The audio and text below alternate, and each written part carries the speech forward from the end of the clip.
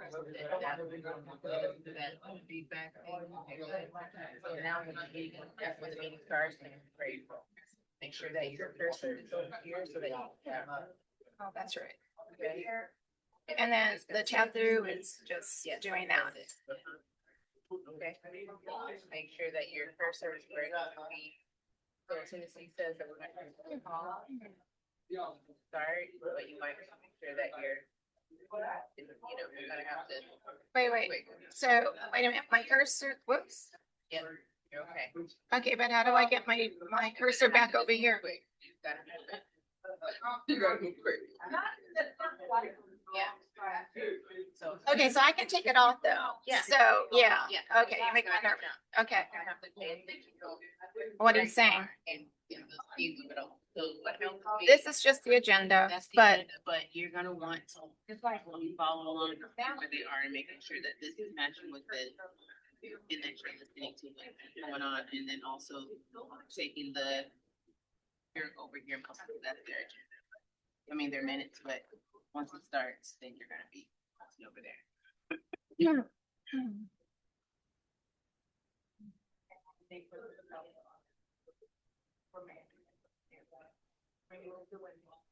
didn't even wait for their turn.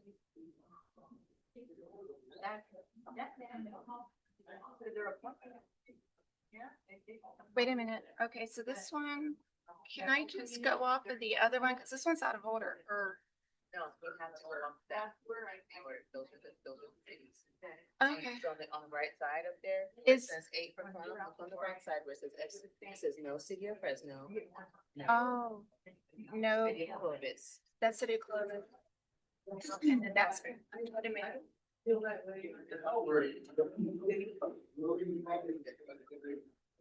Good evening, everybody. We're going to go ahead and get started with the meeting. We're going to start with Fresno County Rural Transit Agency. We're going to call this meeting to order at 5:32 p.m. Can we get a roll call, please?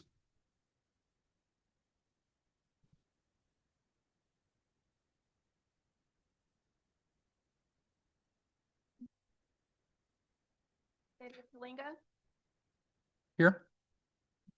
City of Fireball? Here. City of Fowler? Here. City of Fresno? Fresno County? Fresno County? Fresno County, please. Yeah, here. City of Huron? City of Huron, it'll be late. He called and he said he was on his way. Thank you. City of Kerman? Here. City of Kingsburg? Here. City of Mendota? Here.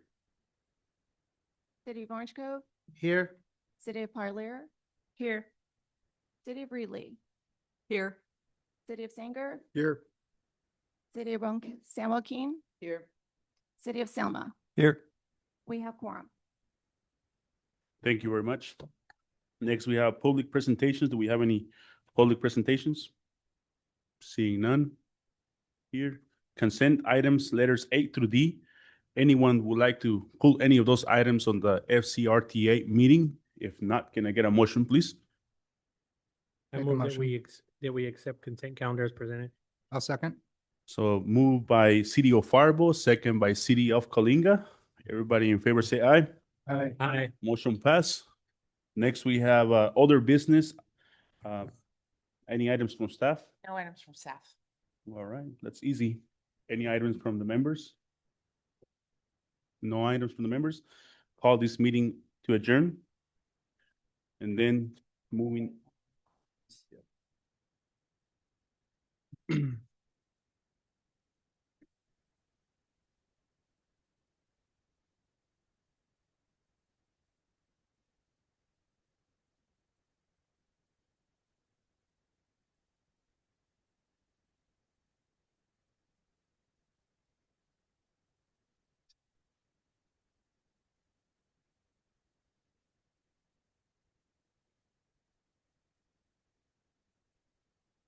You just need to.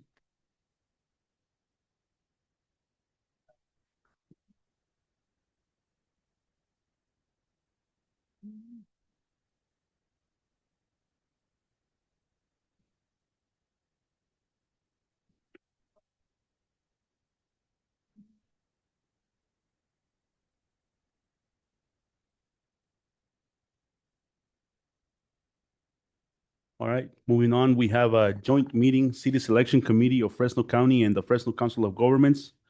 Can we call the meeting, roll call, please?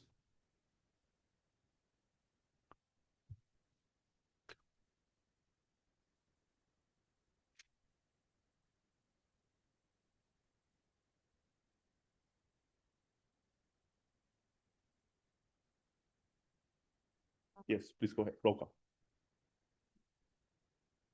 Okay, City of Clovis, Here. City of Colingo, Here. City of Fireball, Here. City of Fowler, Here. City of Fresno, City of Huron, City of Kerman, City of Kingsburg, Here. City of Mendota, Here. City of Orange Grove, Here. City of Parlier, Here. City of Wheatley, Here. City of Sanger, Here. City of San Joaquin. Here. City of Selma, Here. Fresno County. Here. We have quorum. All right, thank you very much. So we're having the joint meeting, City Selection, the Committee of Fresno County and the Fresno Council of Governments. And in the agenda, you guys had the bylaws, the JPA for Fresno Council of Governments, also the bylaws for City Selection Committee and the bylaws for Fresno Council of Governments. If any one of you guys like to have any printout copy, I think Robert has them here with him if you guys don't have them. But this is just to have some clarification from council here about some of the things in the bylaws. And I will go ahead and start with a question here. The Fresno County City Selection Committee bylaws here, page 4, it says,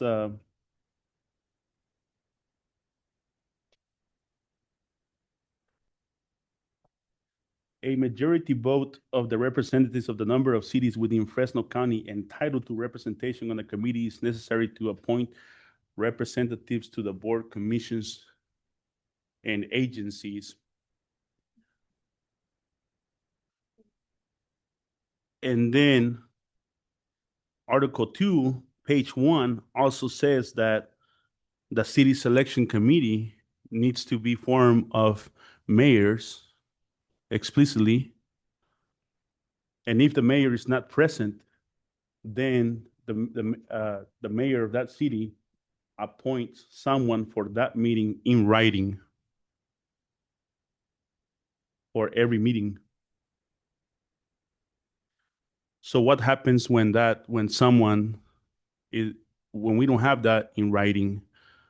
Is that vote still valid? Okay, I have a question. Yeah. So when we do our appointments, they appoint a person that's the representative, and then they appoint a person that comes in case that mayor can't come. And that's why I'm here tonight, and it's in writing from our city, but I didn't bring it with me. But that's once a year that we do that. So is that for every meeting? So I would, defer that question to our attorney, legal counsel.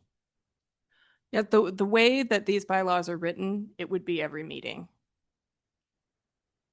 Well, specifically for the CSC, for the CSC. right? The For the CSC, the way- city selection committee. Yeah. I would say that it's obviously, as a pro tem now, this is my 4th year on here. I've been the pro tem and the mayor sitting on at the same time. I would say what I would suggest is, I think the spirit of it is who that city decides to send is probably our best bet. Especially, some are strongly elected mayors, some are on a rotation. I think we need to have language that suits every city, which is just change it to duly appointed representative. Mayor is an important title, and I think that town should choose who they represent. And if the current sitting mayor is not the best choice for that town. I think that each municipality should be able to choose individually within their own councils who they decide to send, which they can through the every single month sending the letter. It sounds like it just seems a little bit cumbersome if we could just change the language to duly appointed representative and not make it a month by month. Maybe make it a, if like in my example, we do this annually at council. My council elects who's going to represent it. If we send a once a year letter saying through 2026, Mayor Pro Tem Purcell will be representing the city of Kingsburg and will be the voting delegate. That's the suggestion that I would make, but have it be consistent across JPAs, COG, city selection for all of them. So, because I think there's some inconsistencies amongst the three documents. And I'd like to try to uniformly do it because I think the spirit of the law for everybody here is to have the right representation for who we're here representing. I just think it makes it consistent to change it for all three. I have a perspective on that as well. I think that's a good idea. The only issue potentially is something I think some of us have run into where if you don't specify the mayors, you can sometimes have mayors who don't carry the majority, and the majority will want their own representative on COG. And it seems to me the spirit of the agreement is to have the mayor, but if the mayor can't make it, I know what our council does is the council votes on it, who they're going to send. So there's kind of a give and take there. I would suggest we retain the mayor language, but in the event the mayor can't make it, then the designee chosen by that council would come and do that on an annual basis or whenever the reorg takes place. Yeah, I think that leaving the mayor language is totally appropriate. My only ask is that we have it to where it's not every single meeting. It has to be that way. Designate the mayor as your primary and their alternate. And if it's not one of those two, an individual letter I think is appropriate. So I think that if you have your designated member, your designated alternate, it can be either one of those without a monthly letter. If it's someone outside of that, month by month totally makes sense to me. But that's the whole purpose of the alternate. So leave the mayor as like kind of the automatic unless it's alternate or a letter. Does that seem fair to you, Scott? You have a comment? Yeah, Robert? He just have a comment. Robert has. Just a real quick point of clarification and may want county council to chime in as well. To the best of my understanding, and I believe this has been codified in a memo, that the CSC bylaws with regard to this question, I believe, is ensconced in statute. So the issue about and the memo from county council on this with regard to the idea of a letter every month, that is also how the county council saw it in terms of the memo. So with regard to the CSC bylaws, that part, as I understand it, cannot be changed because that is in statute. However, what is possible is for the board to adjust the COG bylaws. Now that would require going back to the city councils and getting that approval as well under the same voting conditions that you have here. So a majority of the city councils representing at least 40% of the population. Furthermore, the practice that Councilmember Fast brought up about our process of once a year, the letter coming once a year, that is true of, and that has been the past practice of the COG, because we typically receive a letter sometime around the first of the calendar year, January or so, notifying us if there's been a rotation of some sort. And that has, we take that and note it and file it and then don't do anything additional until further notice. But that is not strictly what is in the CSC bylaw. So there is that difference. With regard to alternates, this has come up, Mayor Robertson is quite correct. This has come up on a couple of occasions, and I would like to clarify the status of that. We do not have a specific procedure for in the bylaws for how alternates are assigned. Okay, now staff has issued in the past, staff has issued an opinion that by virtue of the position being the mayor's first, the primary seat being the mayor, that it would follow logically that it would be the mayor who assigns the alternate. However, that is simply a staff opinion. It carries no weight of law whatsoever. And so we are aware that different jurisdictions handle it differently. Some leave it to the mayor, some allow the council to select the alternate. Okay. And so that's the practice, the kind of the state of affairs as it sits now. Okay. Thank you. I've heard all that before, and it's happened many times in the past where you have an appointed mayor, and it makes sense for an appointed mayor, but when you're a mayor that's elected by the people, I think it's important for us to not have to go through the council to take that mayor out and they select who's going to represent the city, because the the voters already have chosen who their mayor would be. So in the past, we've had this, I've been here and I know you haven't been here, and I know there's been a lot of turnover, but this happened, and it happened with San Joaquin, and there was issues there. And it's happened before that. And this is why it was, since back then, it was the mayor and whoever the mayor designates to be the alternate, not to take it away from their authority of who they decide to have them represent themselves. Like if I want someone that's going to represent me, I would like to be the one that chooses who. Because when you have a council that's not united and it's divided, then there's a power struggle, and you're going to only create more issues. That is what happened in San Joaquin. We don't need to go back to that situation. And that's why it was written. And what we should do is probably reach out to Tony, because he's the one that told me all this that was happening back then. And this is why this board is supposed to be the mayors. It has to be only the mayors, not the alternates can, of course, attend, but the mayor's the one that chooses who's their alternate. But it's only by the mayor and not by council. So that, and that is consistent with the staff opinion that was presented. And that's how it was explained to me back then when. That is consistent with I simply note that the staff opinion is that it is an opinion.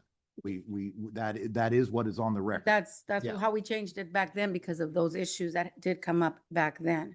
So that's why I think that it's important that we focus and not go back to that same problem, because we're just going back to the same issues that were there before. We thought we fixed it. Maybe it should have been more in writing. I don't know what happened, why it's not in writing, because we had that discussion here at that time. Yeah. Thank you, Mayor. I think we're hearing good ideas, and it's boiling down to one thing. But before we say what that thing is, let's hear it from other mayors. I know Nathan from Coalinga has a comment too. So I agree with Brandon and with Alma. I agree with Brandon that we need to be consistent across the board. I think that COG, City Selection Committee, all of them, I think they have their own bylaws that are in here. I know that we have JPAs that are tied to these agreements across the board as well. And so I am always a huge fan of going and looking at these, at the bylaws, and we can make changes as need be. I just think that we need to be consistent across the board. And I think if this is coming up right now, that it might be a time to look at the bylaws and to understand them, because words do matter. Even one little word, an a, an, a this, a the, those things do matter. And I have not read these to the T, so I don't know exactly what they do. But I have heard differences, specifically like where the east side gets to vote or the west side gets to vote or everyone gets to vote. That has been taken out of context a couple different times. Historical has acted one way, and then it has been looked at the bylaws when you look at other things. So I think that to be consistent, that if we're going to be consistent, that we need to make sure that we follow the bylaws across the board on the City Selection Committee, on the COG Committee, and then if that needs to be changed, then we work on making changes, or at least understanding exactly what that is just before moving forward. That'd be just my suggestion. So that doesn't really hurt or harm any situation. It's just like, hey, I just think we should take a look at this. Mayor Clovis. I'm newer to this, so my thought is, Mr. Chair, I think we need to set a committee to review these bylaws and put it in accordance with the JPA, and also even add more language, because I think, I don't even know, city selection is a body of us, a body of the county. and who governs it. It's not very clear. Right. And there's a lot of language, meaning codes set in here that, you know, you can't change this one because it's taken directly from the state code to put in here. Can we set up a committee to review, to do what Brandon says and just, hey, let's get it consistent. Here's all the different committees, here's all the bylaws. Mm-hmm. And so that way we can just get full clarity and then change any language, add any language like Mayor Vosberg said. I would recommend that. Yeah, I think it's important to clarify many of these things, especially, you know, when past the fact, Mhm. things can need to be changed, or people are saying that we need to change things. I think we need to really review and make things very precise and understandable so that everybody is on the same page and we're not arguing for things that should be clear. Right. And yeah, go ahead. In my city, it's usually the mayor that we first ask the mayor, are you interested in being a person on COG? And if they're not, then they ask the mayor pro tem. And if they're not, then they ask the three others, would you be interested? I think I see a lot of different things. You know, our mayor is not picked by the public. It's picked, we roll, you know, 2 years, and we each take a turn. But that's not the case in all the cities. So I think the way our city is selecting these positions is different than others. And I don't think you should take away that right for our city to make the decision like we do. I just want to add to what Mary's saying. You're right, because this has been the common practice. And since I've been here, I've seen it done like that, where it's whoever's rotating, it's always somebody different. But that's where we have to make sure that if it's a mayor that's selected by the voters, then it's the mayor selects the designee. And then if it's an appointed mayor, then the council as a whole can select their designee. I agree with what you're saying. I don't mind having the mayor appointment. I just think that we have to be a little bit careful to govern how, and again, I think you're correct with the subcommittee. I just think we have to be a little bit careful about, we're all different towns that are really ran differently. Whatever we end up with just has to be the same, and we have to be careful not to tread on the municipality's ability to put who they want. And however that is, whether that's in the city charter, however that is, that's all. But and I think there's an important distinction here. I think we might be getting things a little confused. We're talking about the bylaws of city selection committee, Fresno Council of Governments. We're not talking about your process of who do you choose. Yeah. But those three have different, there's only the city selection Exactly. committee says mayor only, the Yeah. rest say duly represented. So I agree with Mayor Bong and you on having a subcommittee, and we're not gonna get to anywhere today, but at least we can create that subcommittee and have that subcommittee, you know, and have them study this thing and bring forward recommendations. And at this time, I'd like to make appointments as the chairman of the Fresno Council of Governments and City Selection Committee. If you do not want to accept my appointment, then you have the right to say it too. All right, so I like to appoint 5 members to review the bylaws of the City Selection Committee of the Fresno Council of Governments and the Joint Power Agreement for Fresno Council of Governments. And City of Clovis, Mayor Bong. I'm happy to serve, yeah. City of Coalinga. Yeah. City of Kingsburg. City of Faribault. Yeah. City of Parlier. Oh, okay. Yeah. Okay, so those are the 5 members. You guys will go ahead and review these documents and then bring back recommendations in our next meetings. All right? Question. Yes. How soon are we gonna have a schedule that's gonna start as soon as possible, or are we gonna wait till next month, or how soon are we gonna start How this? would that process go? It just so happens that as of Friday, I will be out of the country for the next 2 weeks. So yeah, at this point, I wish I could. So the soonest, you know, we could fire up mid-August if that's acceptable to folks. So somewhere the week of I think it's the 14th or somewhere in there. Can look. Okay. So in the meantime, for those of us that are coming that are not the elected mayor, are we all good with just sticking with the process? I'll bring letters every time. Are you guys all good with bringing letters until we can get that clarified? Yeah. And, Only for city selection. yeah. And Robert, you'll have county council there at all our meetings, right? Because I think believe we it could- doesn't help if council is not there to guide us in some of these interpretations. Right, Okay. that would be reasonable. So the week of the 16th would be my earliest availability. And you guys, you reach out to them and figure it out. We don't Right. need to figure out the date right now, but I think it's important that before we make any changes or go backwards or forward, with some of those things, we need to really review these things and establish everybody on the same page. We don't want to be guessing what's right or what's wrong, or did we follow the right procedure? We didn't follow the right procedure, or are we going based on historical? Because a lot of that has happened. So moving on or are there any other questions regarding this item? No? All right, moving on. That concludes the meeting with any public presentations on that? No? Meeting adjourned. Next, we move forward with the Fresno Council Governments Policy Board. Can we get a roll call, please?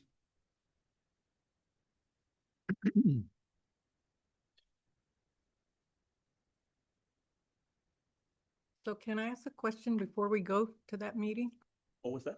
Can I ask a question before we go to that meeting? I thought there was going to be discussion on voting for the representatives for the For the FCTA. If the meeting is adjourned, can we go back? The meeting has been adjourned already. At this time, I think we need to move forward. Move forward with the Fresno Council of Governments meeting. All right, can I get a roll call, please? City of Clovis, Here. City of Coalinga, Here. City of Fireball, Here. City of Fowler, Here. City of Fresno, Here. City of Huron, City of Kerman, Here. City of Coalinga, Kingsburg, Here. City of Mendota, Here. City of Orange Cove, Here. City of Parlier, Here. City of Reedley, Here. City of Sanger, Here. City of San Joaquin, Here. City of Selma, Here. Fresno County. Here. We have quorum. Thank you. Moving forward, we have transportation consent items, letter I. Then we have items A through H. Sorry. A through I, I'm sorry.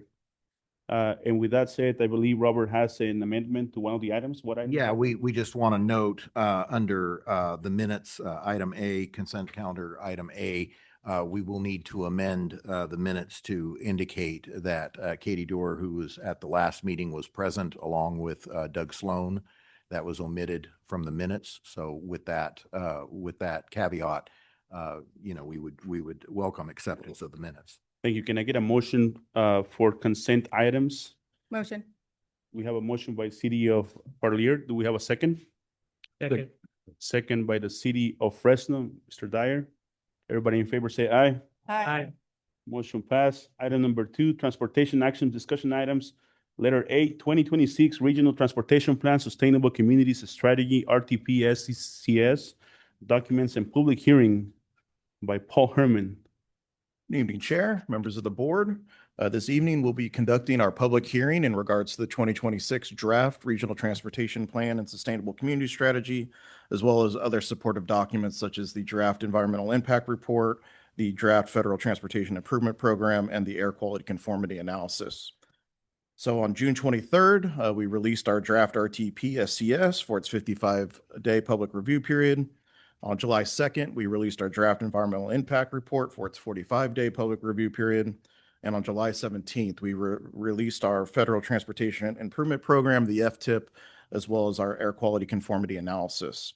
All of the documents will have their public review periods closed on August 17th. On the screen behind you, we have our webpage that houses all of our documents online. This is on our Fresno COG website. Next Wednesday, we'll be holding a virtual public meeting for those that couldn't give their public comments today here in person. They'll have an opportunity to give us their public comments virtually online via Zoom on August 5th at 6 p.m. and that link is on the webpage that is shown on the screen. Public comments are welcomed at today's hearing, next week's hearing, and in writing to myself, Paul Herman, Deputy Director, and those can be emailed to me at pherman@fresnocog.org. The deadline for all comments is 5 p.m. on August 17th. After the public comments are received, we will be reviewing those public comments, and they will be incorporated into the adoption of the final set of documents at our September 24th board meeting, barring approval by this body.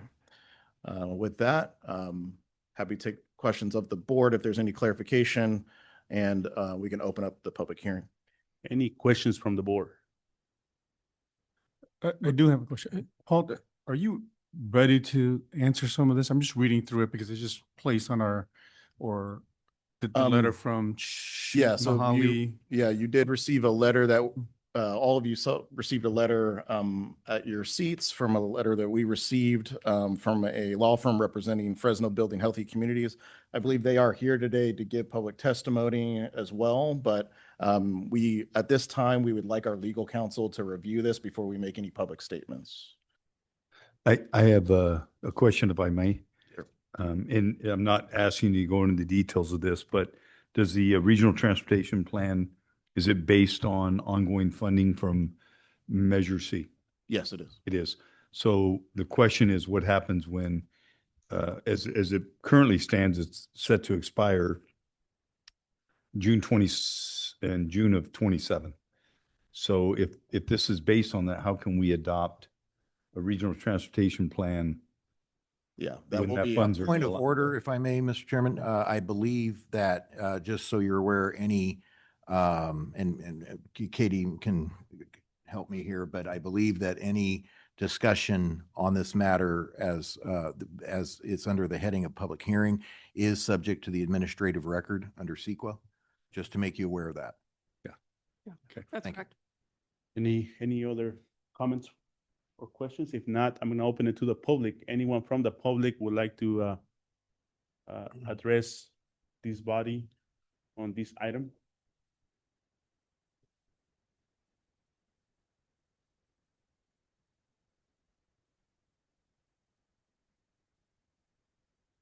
Good evening.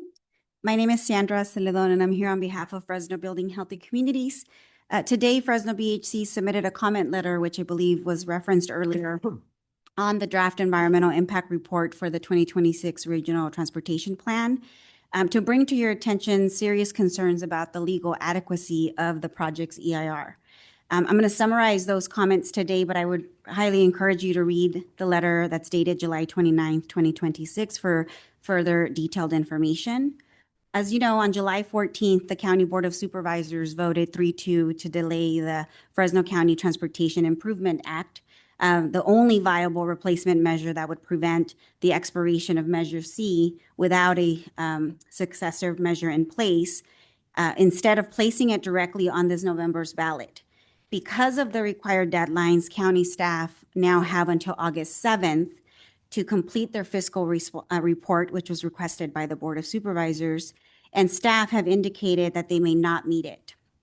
If the replacement measure is not placed on this year's ballot in November, as was previously mentioned, the current Measure C sales tax expires in June of 2027, creating a serious funding gap that directly undermines the EIR. The EIR's project description explicitly assumes that Measure C will be renewed or replaced before it expires. It's baked into the financial tables, the financially constrained project list, which is required under federal law, and the assumption that local funding grows as a share of the plan over time. If that assumption fails, then the project description becomes factually inaccurate, which courts have called the fundamental building block of a legally adequate EIR. This ripples into three more areas of the EIR. First, the finding that the project has no significant conflict with local transit plans, even though jurisdictions and transit agencies will be forced to cut services without Measure C funds. Second, the region's ability to meet its SB 375 greenhouse gas reduction targets depends on the availability of this funding. And third, the EIR's alternatives analysis, since 4 of the 5 alternatives considered also rely on Measure C renewal or replacement funds. Their feasibility and the environmental comparisons would become speculative or impossible to evaluate. In light of this, Fresno BHC requests that this policy board urge the County Board of Supervisors to call a special meeting on or before August 7th and place the Fresno County Transportation Improvement Act, better known as the Better Roads, Safe Streets Initiative, on the November ballot. And if those efforts are not fruitful, then the COG must withhold certification of this EIR and recirculate a revised version that honestly analyzes a non-renewal scenario. We ask that this board take this letter and the ripple effects of not placing the only viable and qualified transportation measure on this November's ballot seriously, both for the sake of Fresno County's transportation future and for the sake of each of your cities, because this will effectively make each of your cities ineligible for state and federal funding and will expose this plan to legal challenge. Thank you. Thank you. Anybody else? Good evening. My name is Artie Padilla. I am a resident of Fresno County and community film. I've been doing community film and work throughout the urban and rural areas of Fresno County. I love what I do, and I'm honored to serve my community and be a part of a large group of people who are thinking about and working for our future and trying to. I'm honored to serve my community and be a part of a larger group of people who are thinking about and working for our future and trying to ensure our communities are resourced to make sure things are better in Fresno County decades from now and not worse. Given our county's enormous needs and how hard our families work, I would hope to be here tonight to say that the conditions in our county, especially in our small cities and disinvested neighborhoods, are improving. Sadly, that is not the case. Road conditions are worsening, families are struggling, and basic infrastructure and services are minimal. That is why I've been so grateful to work alongside so many community members who have been involved in renewing our half-cent sales tax for local streets and roads and essential services like public transportation. Like many of you, I was disheartened at the county's decision to delay our opportunity to vote to renew our own sales tax measure. Hopefully, there's still a way to figure this out, because if we delay our vote and delay our measure, then the regional transportation plan your staff is working on is out of whack. It assumes revenues that are not there. I would humbly request that you give your staff the direction to be honest and direct about the consequences of delaying this sales tax measure, even for 2 years, as well as what will happen to every jurisdiction's access to state and federal funding if we do not have these local dollars. With all that factored in, our regional transportation plan will need to totally change. Without proper documentation in our RTP, your work will likely be legally challenged. I know that legal challenges were a big concern expressed by Supervisor Magsig a couple of weeks ago at the county board meeting. By blocking an immediate vote on the citizens' petition and denying these local transportation dollars, this agency has now become more vulnerable to lawsuits. Thank you. Anybody else? Please come up. Good evening. My name is Kay Burtkin. I'm the co-president of the Fresno League of Women Voters. I had the very great pleasure of sitting in the steering committee, among the members of the steering committee, developing this ballot measure proposal to extend the Measure C taxing to benefit the county. I was impressed looking at the work that's gone into this RTP, but basic assumptions of it are now false. I'll quote it for you. It is reasonable to assume that taxpayers will vote to extend the half-cent sales tax after 2027, extending through the RTP's planning horizon. That is no longer the case, given what happened at the Board of Supervisors last week. An unfortunate decision that's really going to undermine the financing of any transportation effort over the horizon of your RTP. Not only is the local tax measures money not coming in, but it also puts in jeopardy any matching fund. There are no matching funds to apply for for other available transportation funds. It puts at risk investment decline in public transit and active transportation that would ensure that we meet our GHG emission reductions. So eligibility for that money would go away. We would lose our local partnership funds for a self-help county. There is so much funding for transportation in the county that's been put in jeopardy on the basis of this vote. It is only to be hoped that there is some reconsideration by the Board of Supervisors of this misguided effort. And I certainly hope the COG encourages the Board of Supervisors to reconsider, call a special meeting, and let the voters decide whether this transportation measure in fact meets their needs. Thank you. Thank you. Please go ahead. Good evening, Chair and members. My name is Veronica Garibay with Leadership Council. And I know that the letter, it's not very long, it's 10 pages. And I know it was submitted today.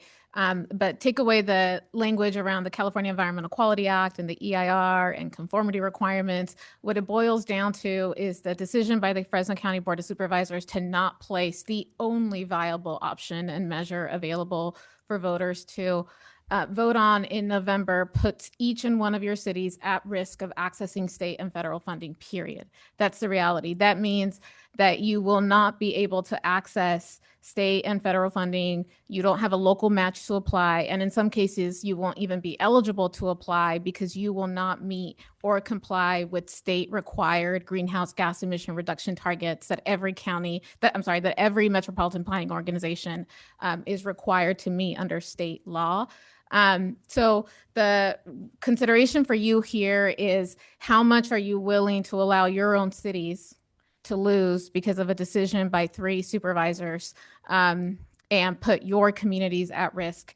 Over the course of the last couple of years, I've had the pleasure of getting to know and really read your active transportation plans, your safe routes to school plans, your short and long range transportation plans, all of which was used to help develop and shape the Better Roads, Safe Streets initiative, and including public input from members of your own communities to provide that. So I would urge you to ask the supervisors to reconsider their options so you don't lose access to state and federal funding, and that you're able to bring down dollars so that we don't suffer the devastating impacts of losing public transit service, active transportation investments, mobility type projects that are used by your staff, by the COG staff, to model to reduce greenhouse gas emission reduction targets that then is reported to the state.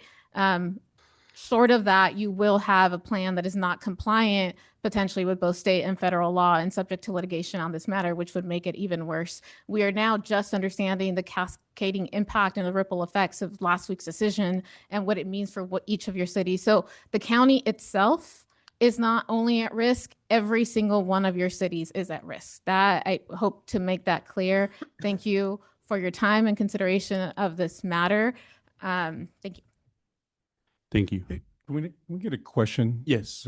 Hey, Veronica, can you explain how we are at risk? I'm having a hard time understanding how this plan and our city, part of what we've given, and how that puts Clovis at risk. Can we? I would actually ask your staff to respond to that, and I'm happy to follow up unless there's any questions. Okay, then you can wait till public and then you can answer that. So that way we know sort of the risk if this moves forward and we're not compliant. Okay. Yeah. Thank you. Any other comments from public? I am acting as a member of the public, representing my city at the moment. It's ridiculous. You know, the majority of the cities here voted to move this forward. Most of us are not activists. You know, we had a long journey on this event. There was actually many reports given by the county about this. So it amazed me that they asked to go back to get another report, because every time we came, it seemed like at the end there was a report stating about how this was going to come out.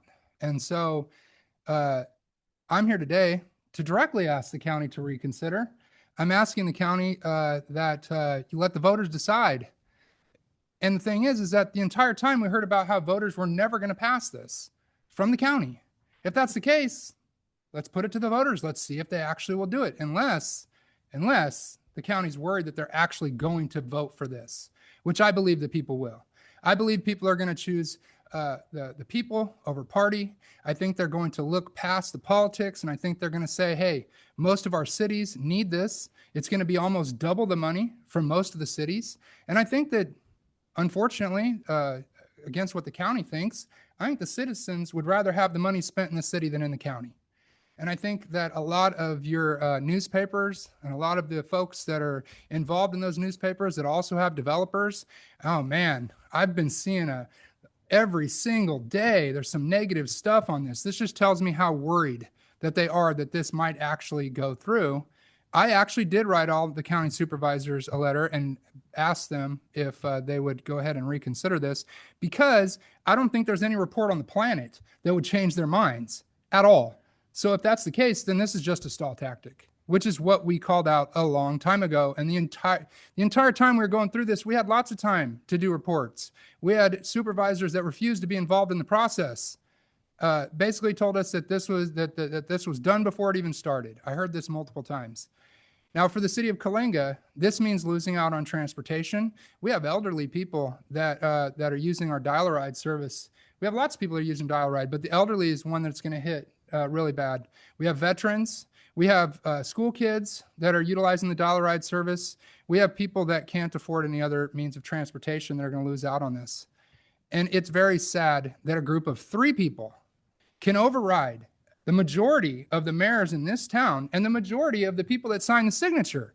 3 people?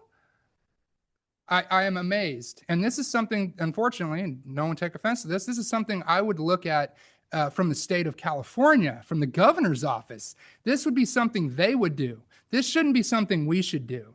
We should understand that if the people got the signatures to do this, we let them put on the ballot and we vote for it. And if you don't want to vote for it, you vote no. And if you want to spend your time and effort to tell others to vote no, please do so. But please allow this to be on the ballot. And I'm asking the county supervisors right now in this public hearing to please allow this. The city of Coalinga, we've already voted on this. We're all in favor of this. And, you know, please, please, please reconsider. Thank you. And if I may respectfully remind the board that any discussion, either during the public hearing or outside of it, is subject to the administrative record and the potential for a sequel lawsuit. Any other comments from the, yeah.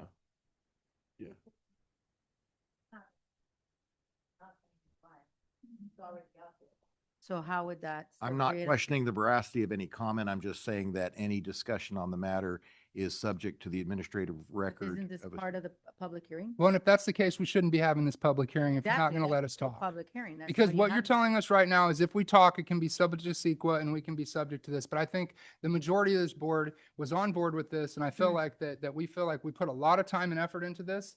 And I think that if we stay silent now, that we're basically admitting that, hey, what's happening is okay. And it's not okay. Right. So sorry that I disagree, Robert. No, I agree with you, problem. Nathan. Thank you. Thank you for that comment. Anybody from the public? Let's finish up with the public. Anybody else? Seeing none, bringing it back. Now it's time for, this board to have any comments. Mayor Dyer? Yeah, thank you, Chair. I have a couple of questions. Like, seems to me we could only be sued if we, the EIR was certified and the RTP was adopted. And so the question I have is, when is the last date that we have an opportunity to certify the EIR? And what's the last date that we have to adopt the regional transportation plan? The documents that are subject to the public hearing today, has the public hearing closed? Yes. Yeah, we brought it back. So the documents that we're discussing today, all of them will lapse as of September 30th. So we have until September 30th to certify the EIR and adopt the RTP plan. Correct. And our next meeting is in September, right? That is correct. So my motion would be, until we get some feedback from our attorneys, that we table this item to a later date. I certainly don't want to vote on certifying a EIR or adopting a regional transportation plan that may subject us to a number of things, litigation being one of them. But I just want to make sure we have our facts right. Yes. Yes, and today is just a public hearing, so we're not. Yeah, there's no action. Yeah, okay. So it's Action. motion to table, Dyer? I'm seconding it. So today is just a public hearing. There's no action item. Okay. We're gonna take action on these on September, the last Thursday of September.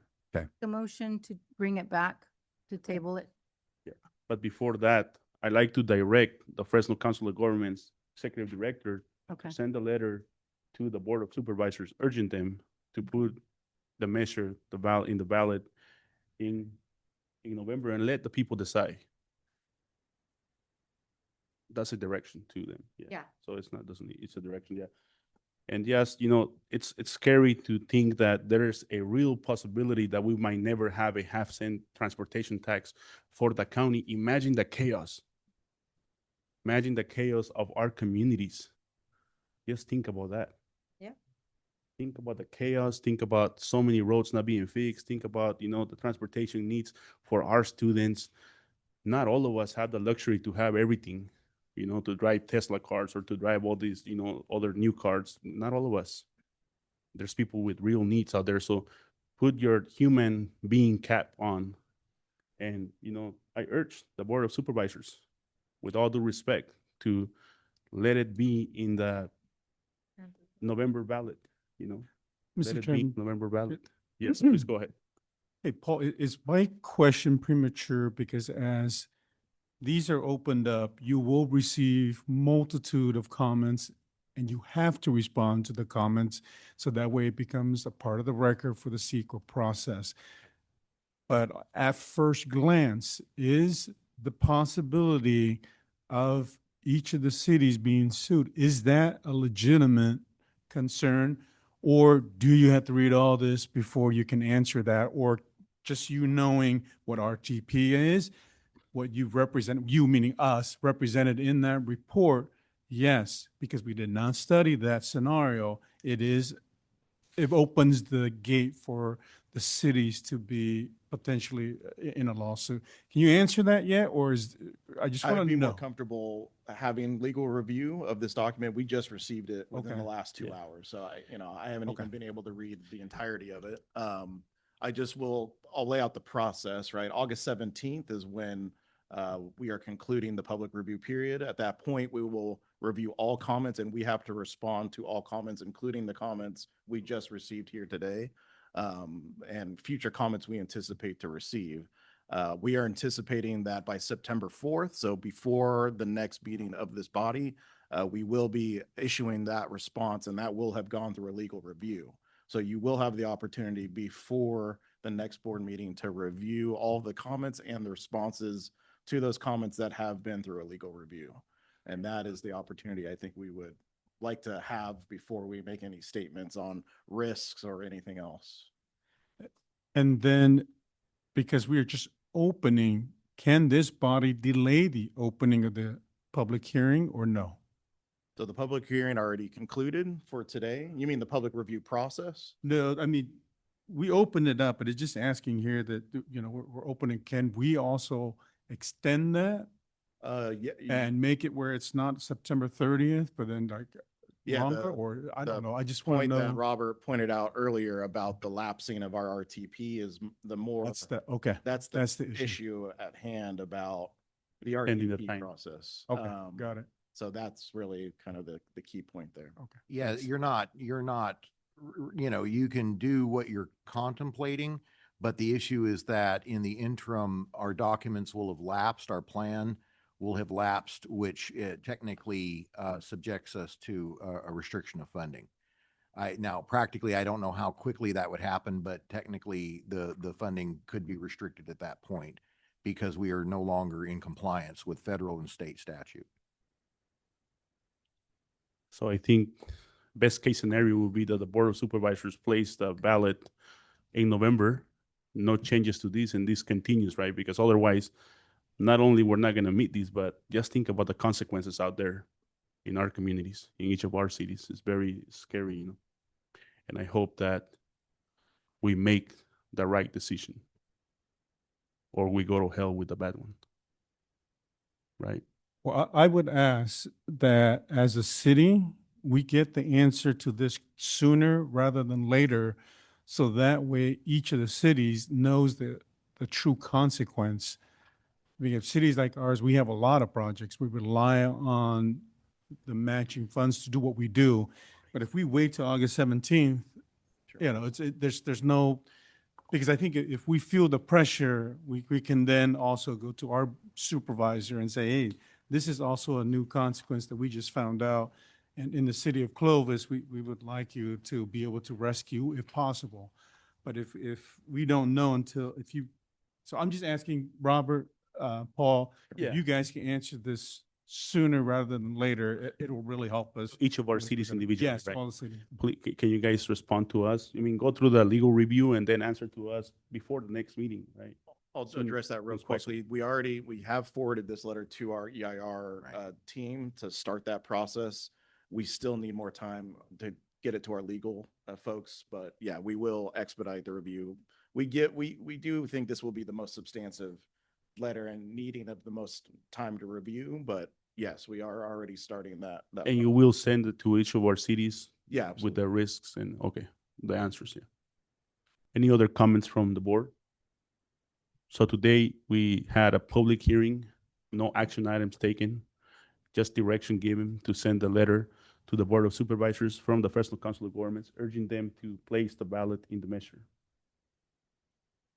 As a chairman, I'm giving that direction. Understood.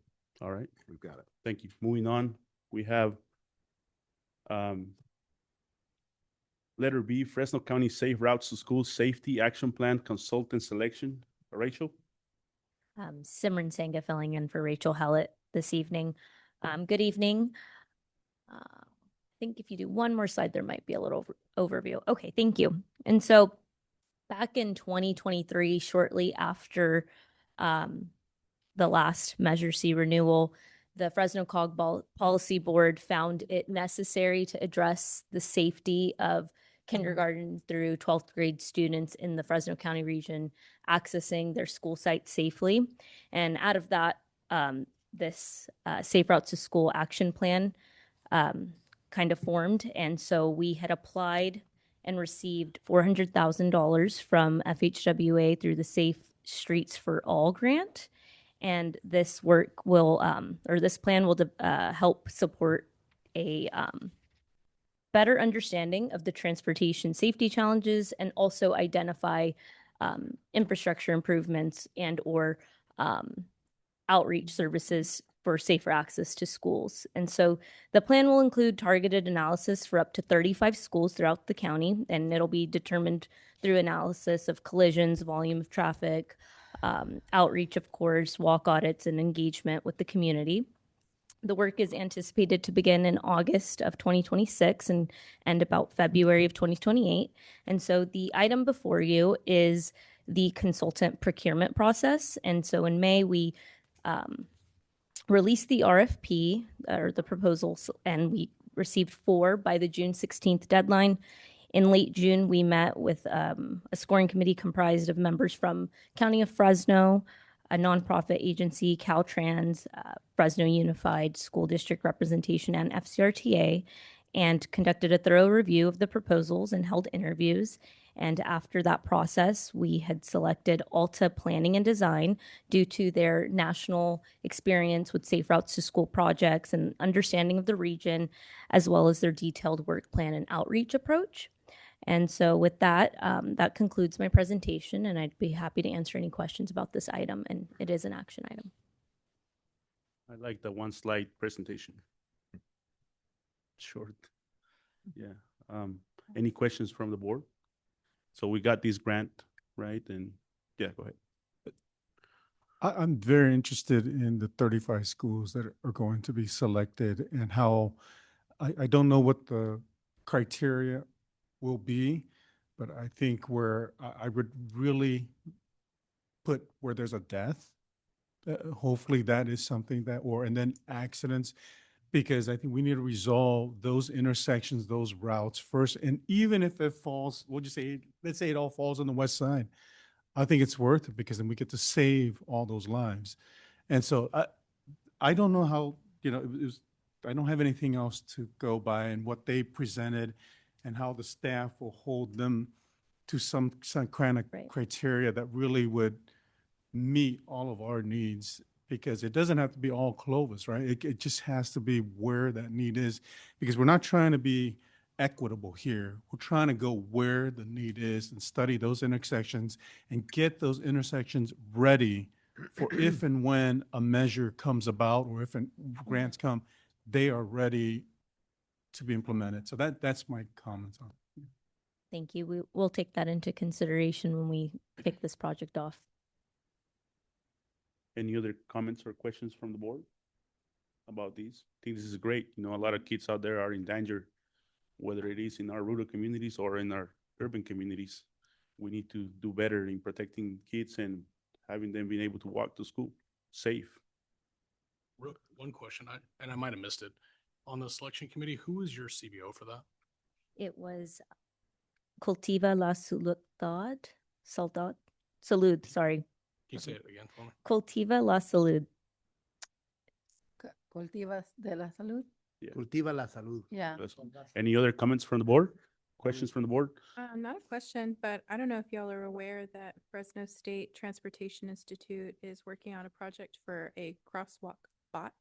I don't know if that's something that could come into play into making our safe routes to school safer. But it is an assistant for crosswalk. I think that can be part of the solution, right? Once we investigate what the needs are, then we can integrate those technologies at some point. So yeah, okay. It's safety. Anyone from the public have any comments? Seeing none, if not, bringing it back, can I get a motion? Motion from Perlier. Superintendent candidate. And I just have one more comment. I still like the winner of our contracts to be available for us to ask questions. I think they need to hear from us. They need to be here. If we're going to give them money to do something, we can actually hear what they're saying. Not that I don't trust our staff, but if they're here, we can actually see it, because they need to be able to appreciate us, all the mayors and all the concerns. So that way we can actually really look at it and say, hey, make sure you study this. This is what we're seeing in our cities. And what are you going to do? What plan are you going to make? So that way we as a council can really feel like, okay, yeah, you confirm what decision you made. So we'll provide direction to staff right now that moving forward, any consultant getting an agreement from us needs to be present. Invite them here to our meetings. Love it. Right. Could I? Good. No comment, Mr. Yeah. Chair. Apologize for being super late. For whatever reason, I thought it was tomorrow. I guess we had changed it. I forgot, sorry. But Check your email. so let's note that Mayor Leon is present, finally made it alive and well. But I guess there's only 400K in this amount, these funds. 500,000 is the total grant amount. I should have mentioned that we provided $100,000 match, but the grant was only for 400,000. It doesn't seem like a lot, right? I mean, are That's are for the the school study. districts gonna, it's for the study? Just for the study. Oh, just for the study, okay. Oh, All right, because I was gonna say that's probably one crosswalk Yeah. right there. Okay, good. And the school, because part of the plan would be get the school districts to work with us and we fundraise together to pull Right. down more resources for all those specific schools that have the most dangerous routes, which, okay, all right. All right. Thank you. I feel caught up now. Thank you. So we had a motion here, City of Perlier, and a second from the City of Orange Grove. Everybody in favor say aye. Motion passed. Letter C right now, the updates to the Uniform Federal Guidance for Grants. Erin Higginson. Erin Higginson, Senior Regional Planner. This item is just to inform you about the proposed changes to the 49 CFR. It's the most major overhaul of the federal grant rules. The public comment period is closed, but we did take this to the your TTC and PAC and encourage staff to make comments on this. There was about 500,000 comments submitted. Some of the reason for the overhaul was to, clarify and streamline guidelines. However, there may be some unintended consequences of what's in there, and we just wanted you to be aware of it. So there are some other things like we'd have to, if your agency has a contract and contractors, you would have to verify that they have the right to work. Verify all payments to agencies have to be verified through the Do Not Pay system. Buy America will be expanded. And there's one of the key things that's really potentially questionable is that grants could be rescinded mid-grant if they no longer agree with the priorities of the administration. And so since administrations change and priorities change, that could be risky, especially when we're talking about long-term transportation infrastructure projects. The intent of the rules, it's for all federal rules, like including research and health and all kinds of things. So they may not have contemplated all the changes and impacts to transportation, long-term projects, but those would be the implications. So based on the 500,000 comments, the federal government would be looking to make a final rule around October 1st. At this point, probably if anybody doesn't like the rules, the only way is to go through your congressman if you have any other concerns as it goes through. So this is just an informational item, and I'd be happy to answer any questions if I can. Thank you. Thank you. Any comments from the board on these informational items on how to spend federal dollars? A big change, isn't it? Yeah. Yep. Do you see? Go ahead, Mayor. Do you see it? I'm sorry. Go ahead. Mayor Bong. It states here that the reimbursement may be slower. Does that change sort of how we operate to go, okay, anticipation of funds not coming to do what you guys are doing? Sure. So It could, I mean, it definitely could, because a lot of the federal funds that all of you get come through Caltrans first, and it goes through a two-step process with federal highways. So if there's extra checks and extra things that could be submitted, it definitely could potentially slow down reimbursement, which is definitely a problem on high dollar projects. yeah. Okay. As well as adding administrative burden onto all of our staff. Yeah, well, it's more regulations to follow, right? Question on that is, are you guys notifying all the city managers of this? Okay. Yeah, this was discussed pretty thoroughly at the With TTC and the PAC. city engineers too, because Yes. I think Yes. they're the ones that Yes. really, okay. TTC and PAC, right? So hopefully they'll take some of the comments into consideration and come back with something. There are a few things in it that are better, but it seems to be that the majority of things are increasing the administrative burden. Yeah, every agency that gets federal dollars are going through these right now. School districts are going through that. We get title monies and all those federal grants, and it's tough to sometimes make it work, but you gotta do miracles, right? Any other questions from the board about these? Anyone from the public have any comments about these? Seeing none, that was just an informational item. Thank you very much for the information. Next, we have a Caltrans report and informational item. Man, we're almost done. Yeah, go ahead. Yeah, thank you, Chair. I'll try to be brief here. A couple updates on some initiatives. The Freedom to Drive initiative, that's a US DOT initiative that looks to identify the state's worst congestion bottlenecks. So Secretary Duffy sent a request to all the states to identify those corridors. The department responded last month then. I just wanted to highlight that State Route 99 was identified as one of the 4 priorities, corridor priorities. Don't know if that has any funding associated with it, but State Route 99, I just wanted to bring that up. Sustainable Transportation Planning Grants, I expect the launch of the next grant cycle to be in August. Applications tentatively due in October, and awards approximately spring. Please reach out to district planning if you're applying, and we can provide any additional assistance. Also, HSIP, so the Highway Safety Improvement Program. That call for projects was announced July 1. Total funding is approximately 370 million. Deadline is November 2nd. And again, we'd like to offer assistance in any way we can or assist. We also want to bring as much money back to the valley as possible.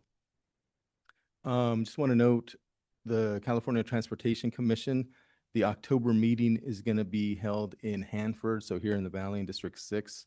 So that is going to be October 15th to the 16th.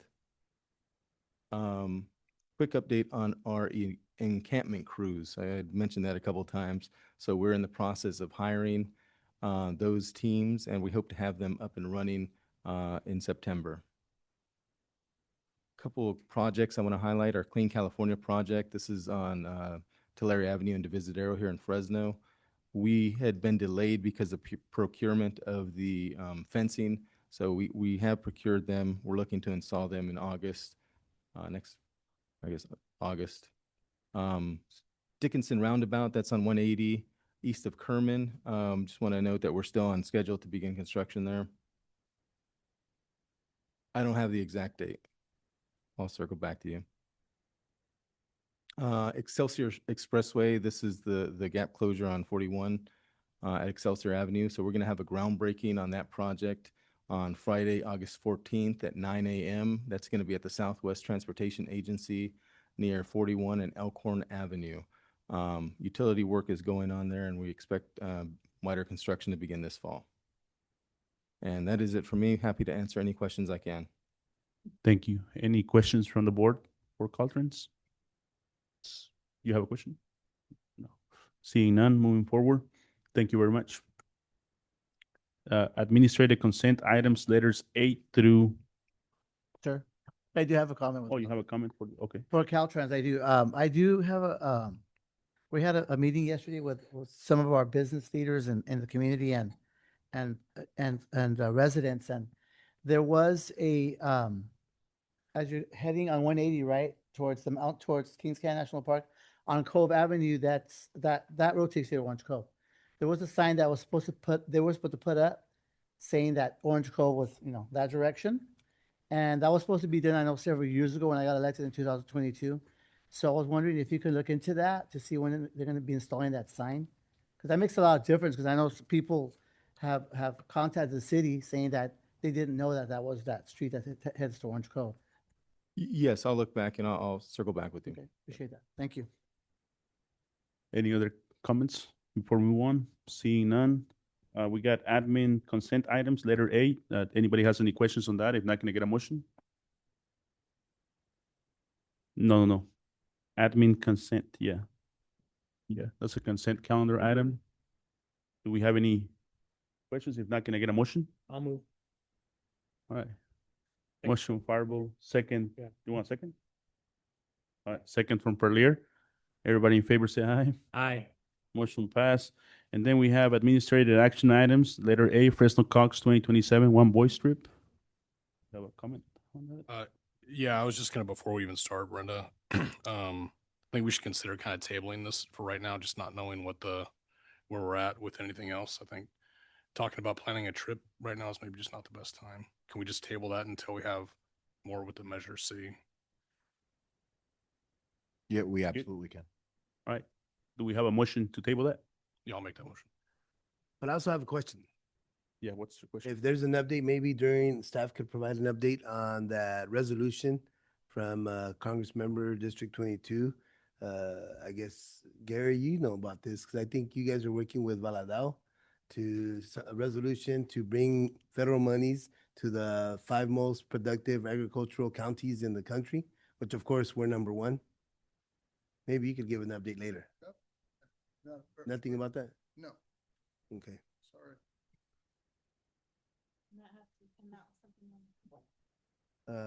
No, but it could be. I mean, if it's a resolution that's active, then that's the rural roads, Yeah. right? Okay. We'll have staff, we'll Anyway. direct staff to look into that. Motion stands. I can address, I think part of it at least is that there was Congressman Valadao has a farm to market bill that has been included in the Surface Transportation Reauthorization, the larger bill for the Surface Transportation Reauthorization Act. And so that is, and that has emanated obviously from the valley, kind of to your point, which would provide additional funding for rural roads that take a real pounding, especially, I know Tulare County, you know, Fresno, in terms of dairy trucks in particular, but agricultural trucks. So there is a proposal that is working its way through the House. Of course, has not made its way over to the Senate yet, but that would open up a new line of funding for that. We don't know, I'm not sure exactly what the amount is, but it would be the first time that rural agricultural counties would be called out and, you know, would be kind of prioritized based on the condition of the roads and the ag production. Because at the end of the day, that's one of our biggest problems and part of the fight, right? Yeah, so they did hear us on that in terms of that is something that has been promoted both at the One Voice level and also at the San Joaquin Valley-wide Valley Voice level. And so that has been accepted into the House bill. That's beautiful. That's beautiful. So if we feed the nation, then the nation should pitch in for our rural roads.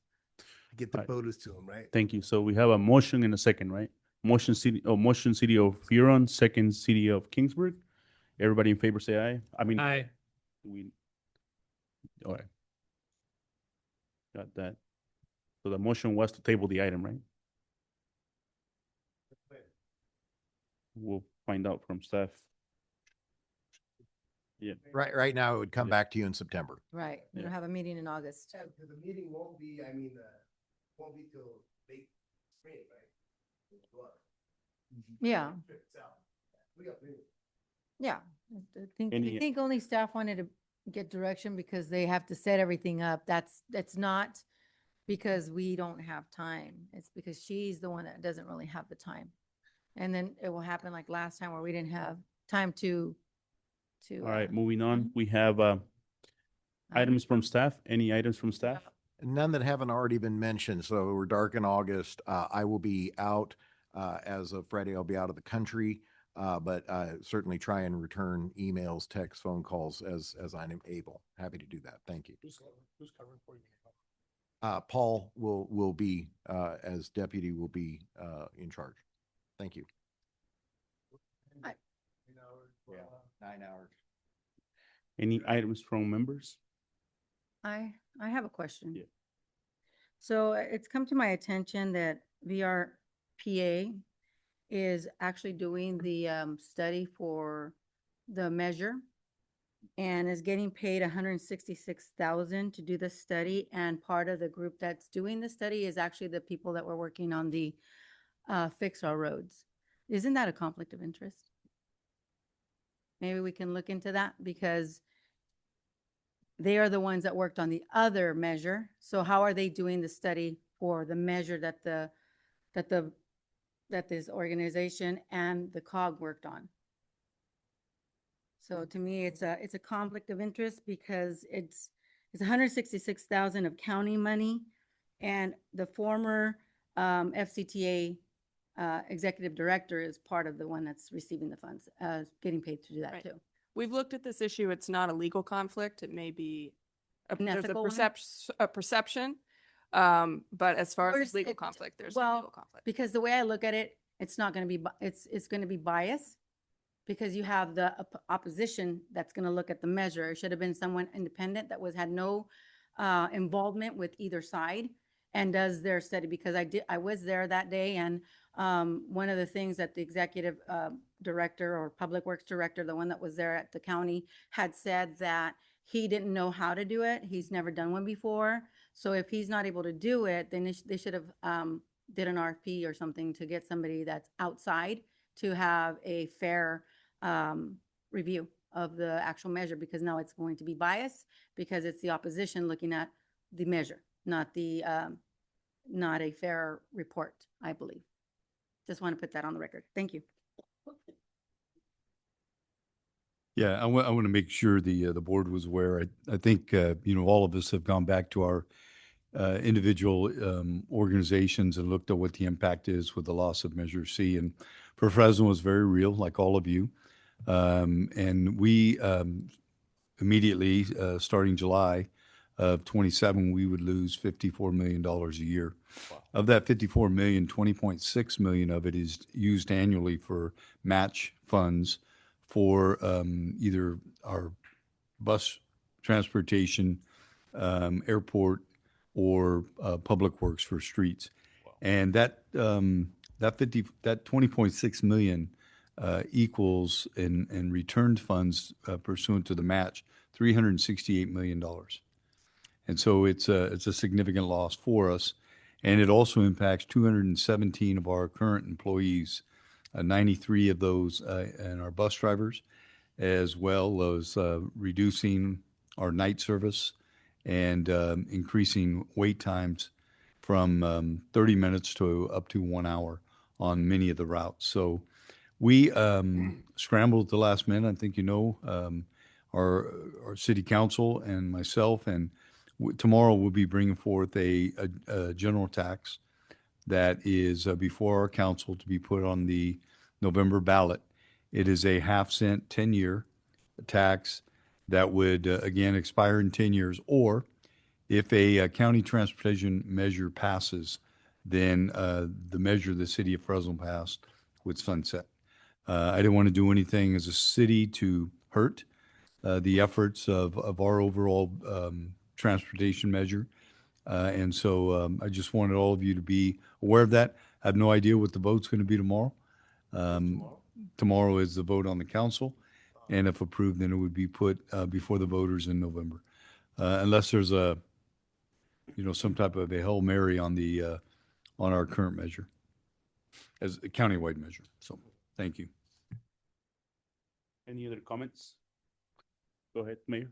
Yeah, I also wanted to report out, I think we received something in our council with regards to the impacts where the staff is now reanalyzing the loss of $6.7 million for in road maintenance, and then two and some change in our public transportation. And so we're looking at potential staff cuts to route times, and also cuts to potential routes with regards to transit. Transit is 18%, and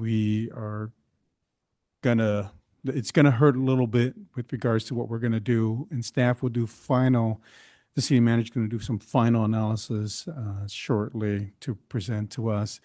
And with regards to the 4.14 million in street maintenance, it just means that our maintenance the list of what we can do yearly will decrease substantially. And so Clovis has always enjoyed sort of the CPI of 75 and above. And so we'll see what that means as we move forward, what that amount does for us.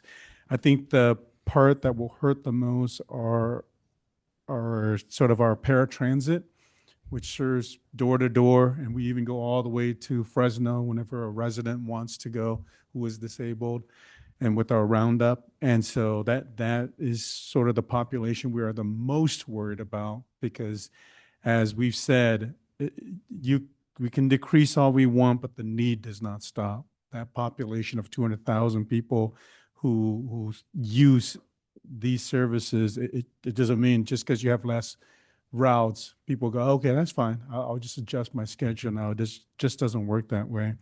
And so the consequences are very real. And I understand a lot of your cities will also be reanalyzing what's going to happen. So I just wanted to let everyone know the consequence that's going to happen directly in Clovis.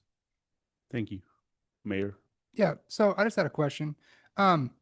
Since a lot of our smaller cities may not have the resources to analyze this information, is there money within COG, or is there a will or a way to analyze some of the cities that may not have the ability to analyze themselves, and to put out a report stating how much money that potentially individual cities are going to lose over this, and then have this report published?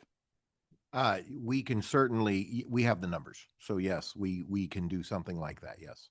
Because I'd like to have an agenda item for that if we need one.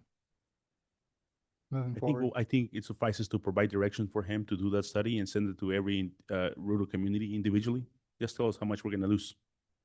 Yeah. Right, that works. Thank I you. know for the city of Kerman, one of the things that we stand to lose is transportation for our students to go from Kerman to Fresno City College. You mean we don't care about the students?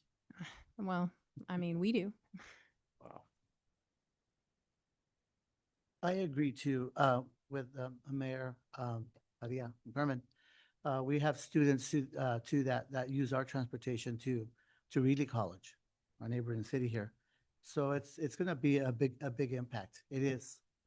And it's sad that, that they're playing politics with people's lives, students' lives. And that really bothers me.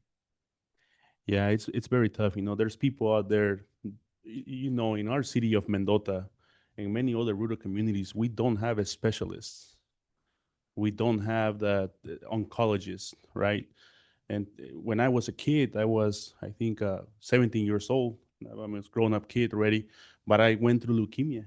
And sometimes I utilize the rural transit to come to Fresno because it means, do I go to Children's Hospital and get treated with a cancer treatment with, having all the sedation or not?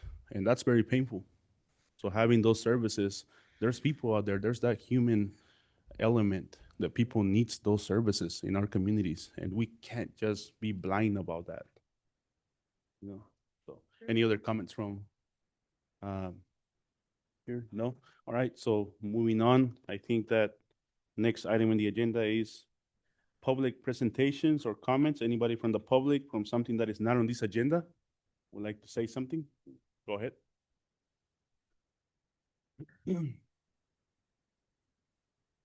My name's James Miser. I came here as an uninformed voter because I've seen a lot of the contention with all the transportation. I just wanted to say something nice about two of the members here, because I'm also the judge advocate for the local Marine Corps League. We do the Toys for Tots for literally every city in Fresno County. I wanted specifically to thank Mayor Dyer, and I'd like to specifically thank Supervisor Bredefeld, because we just had a recent fundraising event to help us backstop all of the good that we do in the community. And both of these gentlemen were actually extremely generous. Mayor Dyer, you were the first person that got back in touch with me. Chris Montalongo's a rock star. Please promote him, pay him more money. But I just so that I just wanted to go ahead and call it out and thank these members for being so involved in the community, because this stuff isn't just for bad news. It's also to, thank everybody else out. So thanks a lot. I hope I can, talk to you guys later next time we do something fun. I welcome you to the city of Mendota too, anytime. All right. And City of Hero. Yeah, so any other comments from the public? Seeing none. All right, then we go to closed session. We have an item in closed session, public employee performance evaluation, California Government Code 54957, executive director evaluation.